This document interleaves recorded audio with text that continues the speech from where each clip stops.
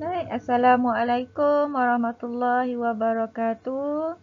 Cikgu harap semua berada dalam keadaan sihat selepas kita bercuti. Baik, hari ini kita akan belajar tentang tajuk baru iaitu bunyi. Ini adalah slide yang pertama, bahagian pertama. Dia akan ada 2 minggu untuk tajuk ni. Okey, kita tengok. Ni gambar. Siapa tahu gambar apa ni? Ini adalah gambar gamelan, iaitu alat muzik tradisional Melayu.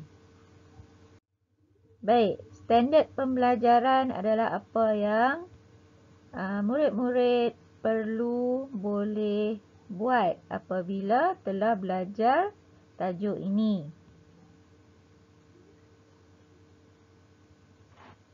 Okey.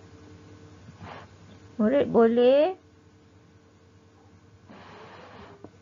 menyatakan bunyi dihasilkan oleh getaran dengan menjalankan aktiviti. Memerihalkan bunyi bergerak ke semua arah.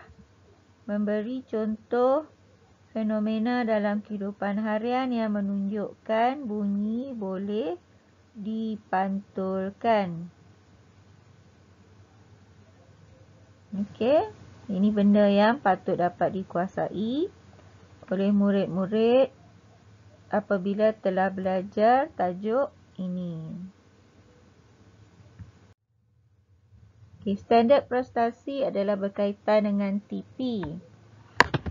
TP yang perlu dikuasai. Okey, untuk slide yang pertama, kita ada cikgu target untuk semua murid boleh mencapai sehingga TP 4 jika mampu. TP 1 ialah boleh menyenaraikan cara untuk menghasilkan bunyi. TP 2 menyatakan bunyi dihasilkan oleh getaran. TP 3 mengitlak bunyi bergerak ke semua arah. TP 4 menjelaskan dengan contoh fenomena yang menunjukkan bunyi boleh dipantulkan. TP ini akan diberi oleh cikgu berdasarkan soalan yang mampu dijawab oleh murid. Boleh ulang-ulang buat sehingga boleh menguasai TP tersebut. Okey, kita tengok slide yang seterusnya. Okey, getaran dan bunyi. Bagaimanakah bunyi dihasilkan? Itu soalan yang kita tanya. Macam mana bunyi boleh dihasilkan? Cuba anda buat satu aktiviti yang boleh menghasilkan bunyi. Okey, di sini cikgu ada recorder. Cuba dengar.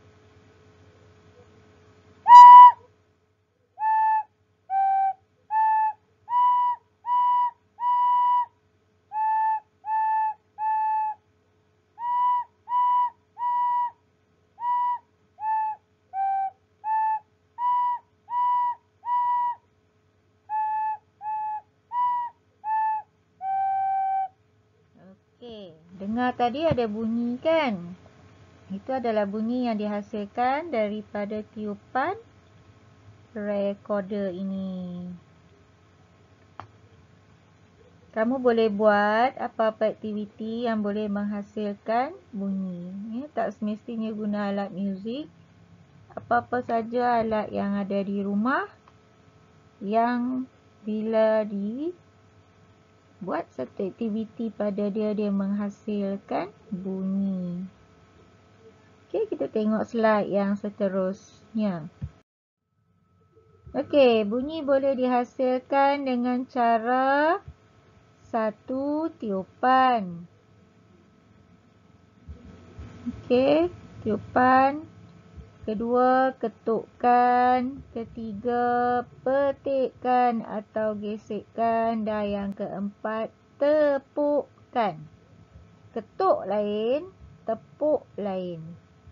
Tiupan adalah yang cikgu buat tadi. Tiup recorder. Ketuk lain. Kita tengok nanti ketukkan tu macam mana. Dan petikkan atau gesekkan. Dan yang keempat, tepukkan.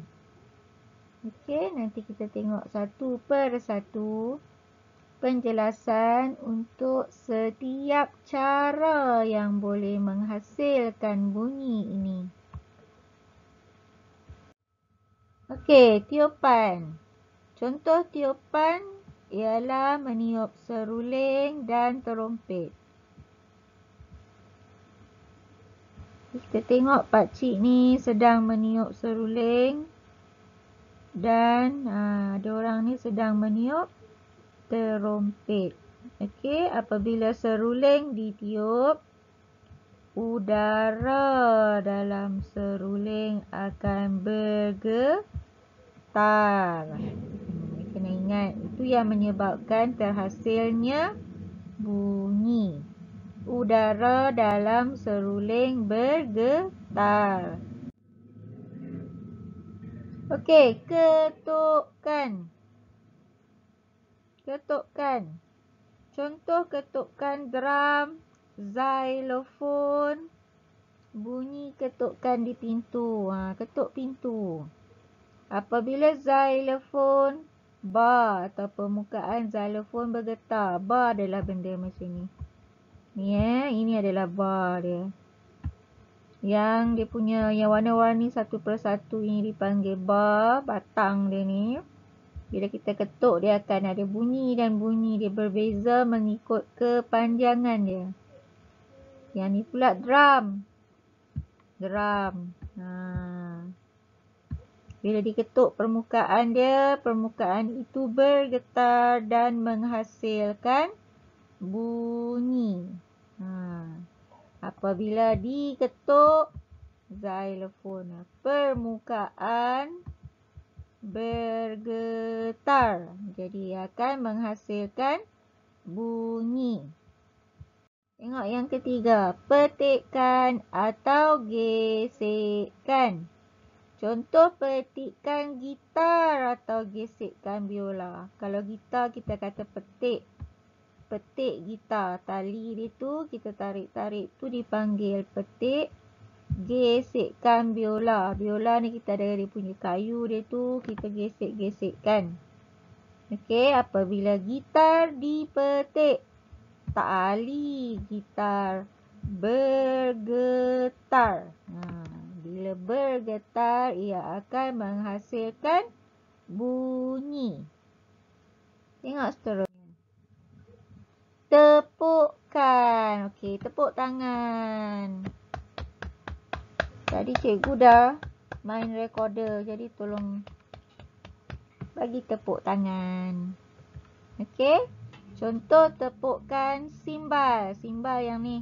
Ini adalah simbal. Okey, ada anak panah ni. Dia ketuk, dia bunyi ceng biasanya.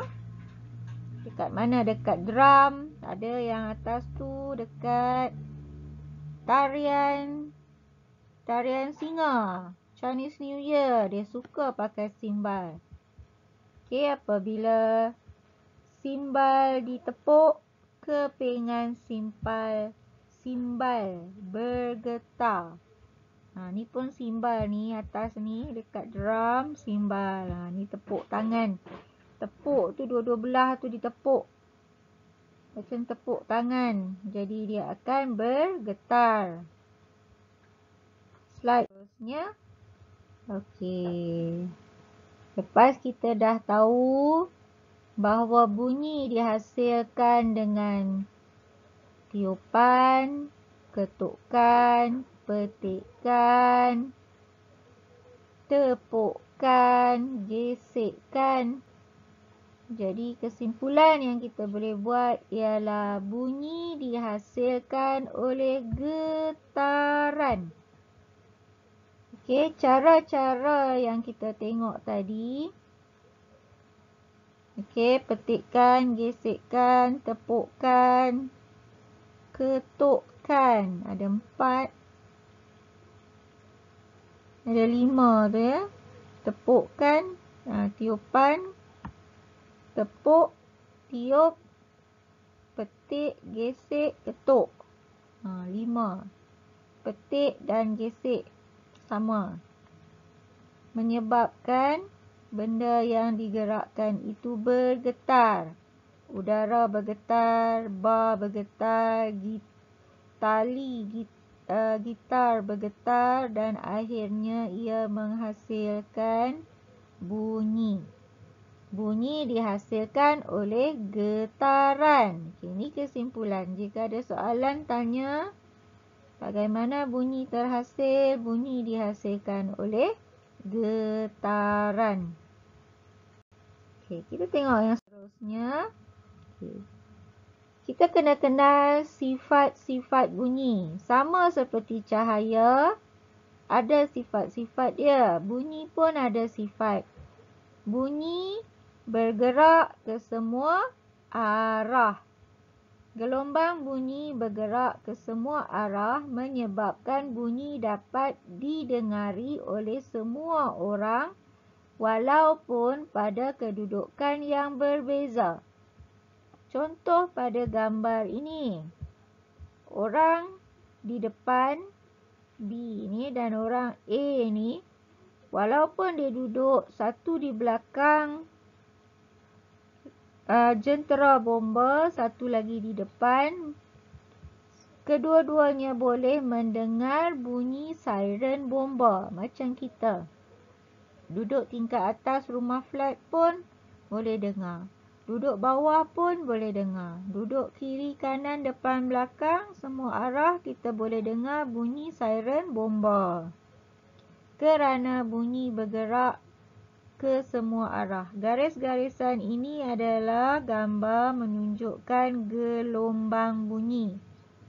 Okey, sama macam gelombang air. Kalau kita pernah baling batu dalam tasik, kita akan nampak water ripple atau gelombang air keliling tempat baling batu tu. Okey, gelombang bunyi pun macam tu. Cuma dia di dalam udara, dia tak dapat dilihat.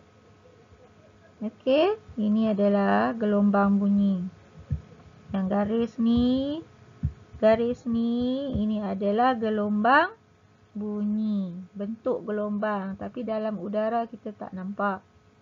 Okey, sama juga di sini. Kereta polis berbunyi, gelombang dia garis macam tu. Okey. Sama macam water ripple, gelombang dalam air. Kalau kita biasa tengok gelombang dalam air, dalam tasik biasanya boleh nampak dia berbentuk bulat-bulat macam ni. Sama juga gelombang bunyi. Cuma di dalam udara gelombang bunyi dia tak dapat dilihat. Sebab udara tak dapat dilihat. Okey, kita tengok yang seterusnya.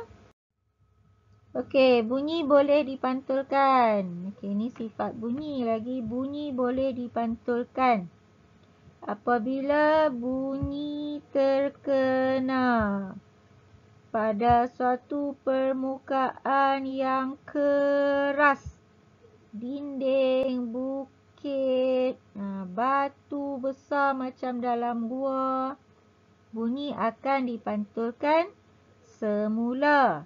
Contoh suara kita dipantulkan semula jika kita menjerit di dalam sebuah dewan yang kosong.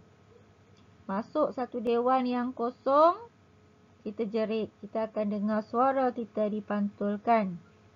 Atau dalam gua, siapa pernah pergi gua, keliling gua tu semua batu, kemudian kita jerit, dia akan ada. Kadang-kadang kalau kita masuk bilik kosong, atau masuk rumah baru pindah, tak ada perabot lagi. Bila kita bercakap, kita akan dengar suara kita dipantulkan.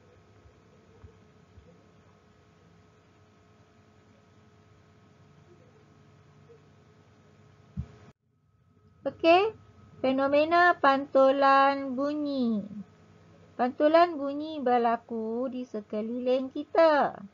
Contoh pantulan bunyi ialah gema ultrasonik. atau ultrasound dan sonar. Ada 3 pantulan bunyi, 3 jenis pantulan bunyi. Gema, ultrasonik, sonar. Okey, ini contoh pantulan bunyi.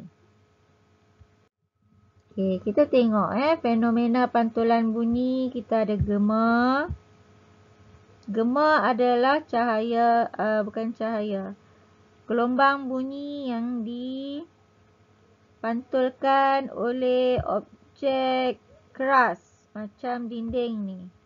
Bila kita bercakap, gelombang bunyi akan pergi ke arah dinding keras tu. Lepas tu dinding tu akan pantulkan balik bunyi tu kepada kita. Kita akan dengar seperti ada orang jawab. Suara kita datang balik kat kita.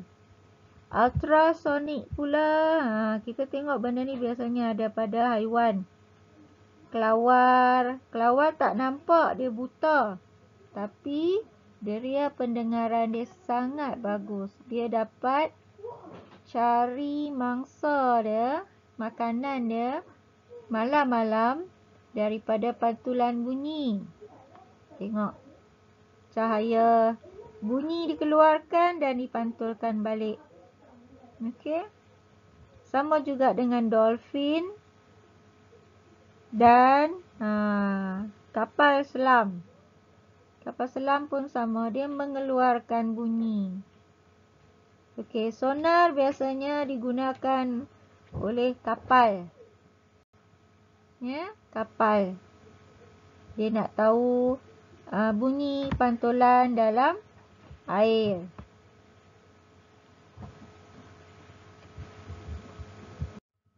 Okey, kita tengok apa itu gema atau dalam bahasa Inggeris dipanggil echo.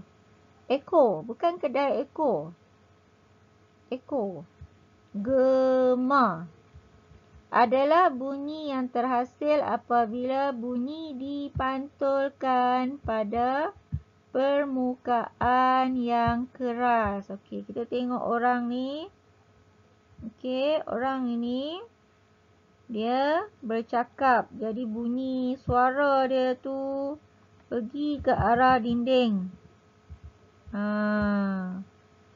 Dinding keras, tembok dinding keras akan memantulkan semula suara dia dan dia jadi bergema. Ini yang berlaku di dalam bilik kosong. Kalau baru pindah, tak ada perabot lagi. Dewan yang besar, masuk gua. Okey, atau kita pergi kawasan pergunungan. Kemudian kita jerit. Nanti dia akan dengar suara kita berkali-kali. Okey, itu adalah gema. Okey, ultrasonik. Ultrasonik ialah bunyi yang tidak dapat didengar oleh manusia. Manusia tak boleh dengar bunyi ultrasound, ultrasonik atau ultrasound. Tetapi dapat didengar oleh haiwan seperti kelawar yang cikgu cakap tadi. Okey, tengok gambar. Gambar ni. Kelawar dia keluarkan bunyi. Sebab kelawar ni buta. Dia keluar dah lah buta keluar malam cari makan. Dia hanya mengeluarkan bunyi. Kalau bunyi tu terkena mangsa dia macam makanan dia ni, bunyi akan dipantulkan balik. Jadi dia tahu di depan dia ada makanan. Okey. Ikan lumba-lumba pun mengeluarkan bunyi ultrasonik untuk mencari makanan atau untuk mencari laluan dia. Sama juga dengan ikan paus. Dan konsep ini digunakan oleh kapal selam juga. Waktu dia jalan, dia nak tahu apa ada di depan dia, batu karang ke, haiwan ke. Dia boleh gunakan ultrasonik untuk memandu arah. Nak tahu arah perjalanan dalam laut, di udara waktu terbang, mana ada jalan raya tak ada. Jadi dia berpandukan bunyi. Jadi kita tahu di depan sana ada apa? Ada makhluk lain ke? Ada objek lain ke? Jadi dipantulkan dengan bunyi. Tengok kat sini dia boleh kesan mangsa ni, mangsa makan makanan dia. Kelawar makan serangga. Atau buah-buahan. So dia tahu kat mana pokok, kat mana serangga. Ikan dolphin atau ikan paus dia nak kesan makanan dia ikan lain. Okey. Kalau kapal selam dia nak kesan mungkin ada pulau kat depan, batu karang ke atau ketulan ais ke. Jadi dia mengesan menggunakan ultrasonik. Okey, sonar. Sonar ialah teknologi pantulan bunyi ultrasonik. Pantulan bunyi ultrasonik yang digunakan untuk mengesan objek di dalam air. Dulu masa kapal terbang terhempas tu, nama kapal terbang tu apa tu, nombor dia tu, dipercayai jatuh ke dalam lautan Hindi, jadi dia dikesan menggunakan sonar. Sonar ni pernah digunakan untuk kapal tentera untuk mengesan adakah kapal tentera lain dari bawah. Teknologi pantulan bunyi ultrasonik yang digunakan untuk mengesan objek dalam air. Kita tengok gambar ni nelayan. Dia kesan sekumpulan ikan. Banyak ikan kat sini. Okey, jadi dia tahu ada banyak ikan kat bawah. Dia boleh tebarkan jala sekali naik berlambak ikan. Gambar ni kita tengok, dia nak tengok bawah tu, dia boleh tahu permukaan tidak rata. Ada batu, gunung ganang, dasar laut. Jadi kapal boleh tahu sama ada dia sedang berlayar di permukaan yang cetek atau dalam. Atau ada objek lain. Kadang-kadang ada musuh dari bawah. Macam kapal selam lain datang. Okey. Baik, yang seterusnya. Okey, hingga setakat ini dulu.